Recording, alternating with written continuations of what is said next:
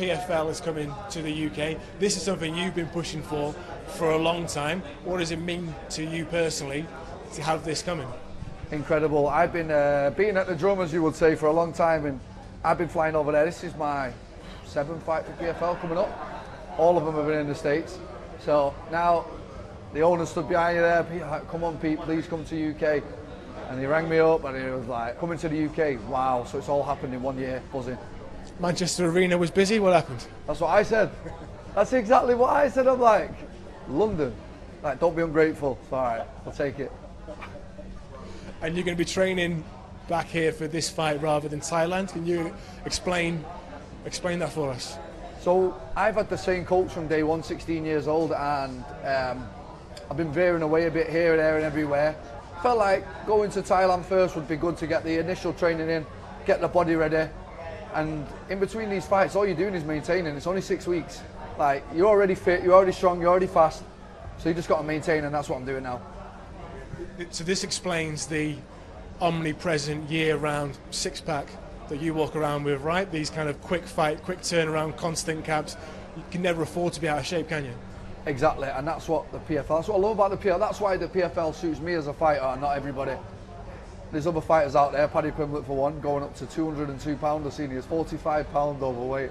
I'm like, insane. So, you know, I try to keep it strict all year round because there's some young, hungry lions in this sport. And if you think you can take time off, get fat, do this, you're wrong, mate. These lions will eat you up, and I realise that, and I have realised that for a long time. Do you think at some point this could catch up with Paddy? I mean, he's getting away with it now. Surely it has to. I mean, to be fair, Paddy's done it his whole career. So, what you're talking about, elites of elites, you want to talk about top 15, top 10, top 5. You can't be doing that, no way. How do you think he'd hack it in the PFL format then? Do you think he'd struggle? Fighting every few weeks, I mean, who knows with Paddy? Paddy's one of them. He's a box of tricks, and he's always exciting, and I think he'd do really well. I think he'd do really well with this format due to the fact that I just think that his style and the way he throws them submissions on that fast, I think here's about getting people out fast. You can't go decision, because your body gets beat up too much. You try and have a fight, ask any fighter, Monday morning after a Saturday night fight, you can't feel your hands, your feet, you got your hands in ice, bruises on the face. And that's what's crazy about this format. You're in again in 6 weeks. And you have to try and do a camp around what you've took from the last fight.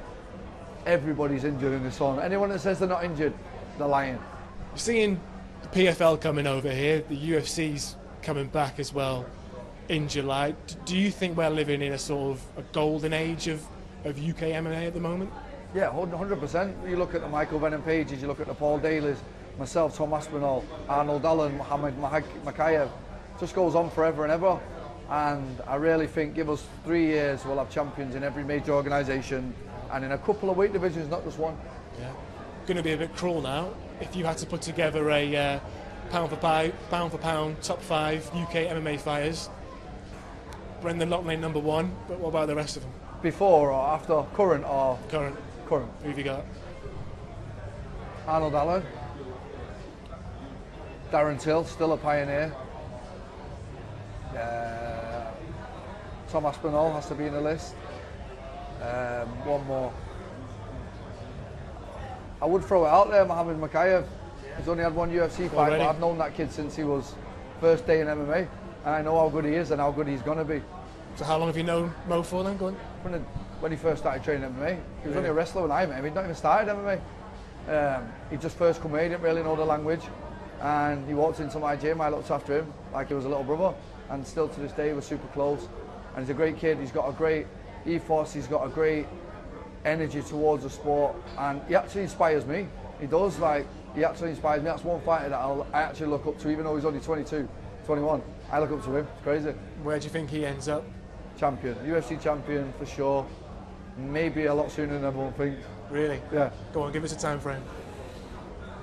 Look at his last performance. Talking about a guy that's been in the UFC, had a few fights in the UFC, just walk through him. He's at American top team now, he's in good hands. Sky's the limit for Muhammad Mokaev.